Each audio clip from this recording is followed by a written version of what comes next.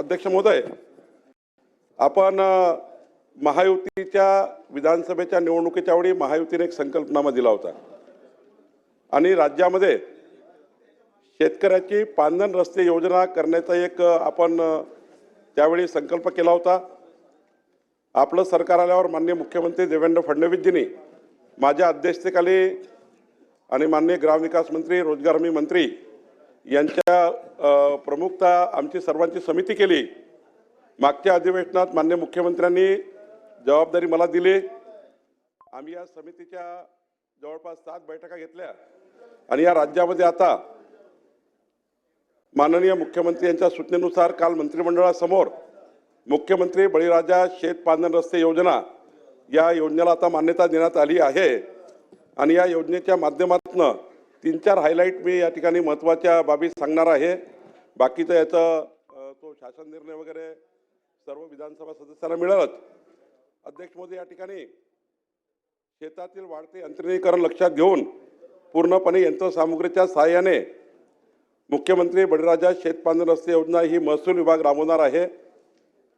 रोजगार हमी योजनेच्या विभागामार्फत राबविण्यात येणारी मातोश्री ग्राम समृद्धी पांधन योजना ही तशीच चालू राहणार आहे।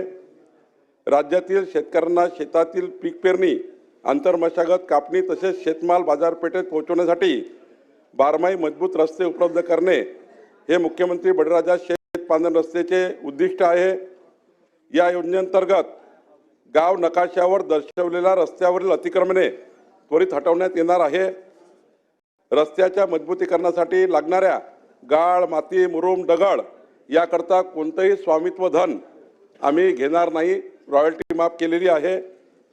शेत पांधन रस्त्यासाठी लागणारी तातडीची मोजणी आणि पोलीस बंदोबस्त हा माफ करण्यात आलेला आहे।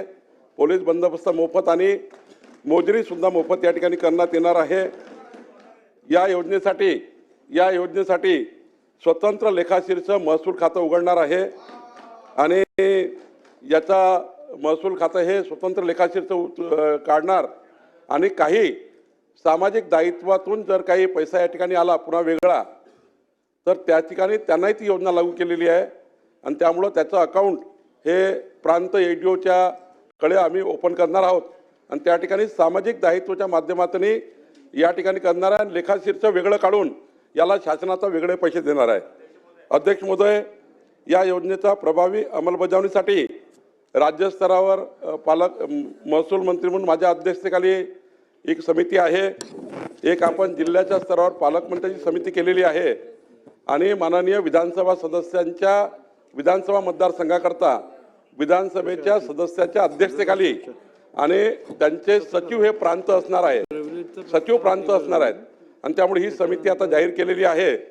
मला विश्वास आहे की राज्याच्या या मुख्यमंत्री बळीराजा पांधन रस्ते योजनेच्या माध्यमातून पुढच्या 4 वर्षामध्ये महाराष्ट्र सरकार शेतकऱ्यांना मजबूत रस्ते देण्याचे उद्दिष्ट हे पूर्ण करणार आहे आणि म्हणून या ठिकाणी मी योजना या ठिकाणी आज आपल्या सभागृहासमोर लागू झालं आणि त्यामुळे आता अध्यक्ष या ठिकाणी आमदार असणार आहे।